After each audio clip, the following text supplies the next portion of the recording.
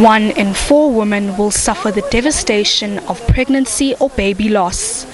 That is the horrifying statistic that became Alicia De Beer's reality nearly 3 years ago. At 22.5 weeks, she lost her unborn daughter Alize due to a uterine rupture that nearly cost her her life. I nearly died. I lost a tremendous amount of blood, and while the doctors and my husband said in emergency room alone I received 8 units of blood, and they didn't know where the bleeding was coming from. I was sent for tests. I was already non-responsive when I arrived at hospital. I was taken to theatre, and that's where they realized that I had a uterine rupture.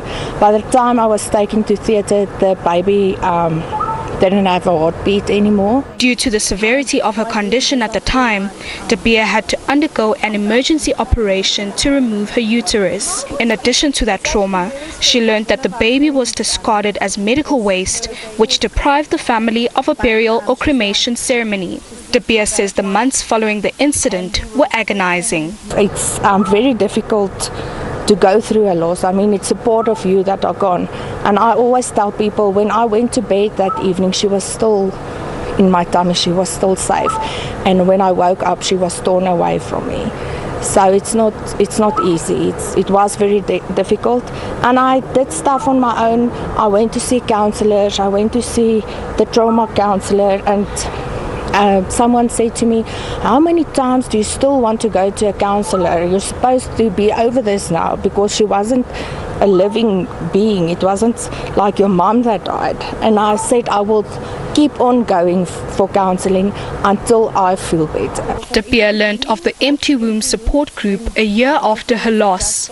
She is now the group's spokesperson and works closely with co-founder Michelle Groenewald, who also had her own different experience that led to the development of the group. I studied perinatal bereavement. It's something that is very, very close to my heart, having been through it with a friend of mine who was pregnant at the same time as me. And at 24 weeks she lost her baby, and of course I was still pregnant, and I lost a friendship because I didn't know how to deal with her loss. I thought it was easier just to back off, not say anything, not mention his name, not talk about her experience, nothing.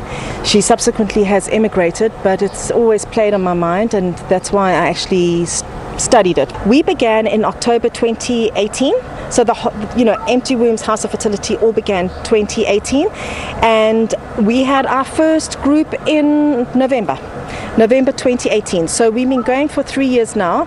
Angel Gowns is an initiative that Groenewald began in collaboration with Eric Elrond, a fashion designer based in Cape Town.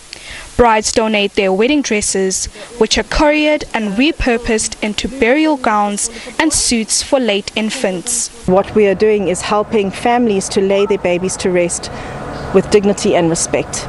We also got to remember that when there is a stillbirth, the last thing that someone is thinking about is a burial gown. It's all these things are going on in their head. What is the next step? What do I do? How am I going to get through this? How do I organize a funeral for my baby? Where do I go? What do I do?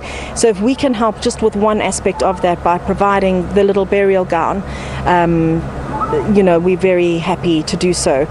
The group also facilitate a Hope Box drive that provides boxes filled with sentimental gifts to angel moms that will help them through their loss. Groenewald says issues around pregnancy and infant loss require more discussion and awareness. On the 1st of November, Alicia's still going to be a lost mom. Cindy's still going to be a lost mom. Jen's still going to be a lost mom. We got to remain mindful throughout the year, not just in the month of October, which again, yes, it's an incredible initiative, very grateful for it, but let's be mindful throughout the whole year that 1 month doesn't define pregnancy loss and baby loss. Angel parents are encouraged to reach out to support groups near them for more guidance and solace. NOSIPHO MNCUBE, SABC News, Johannesburg. We need a hope box.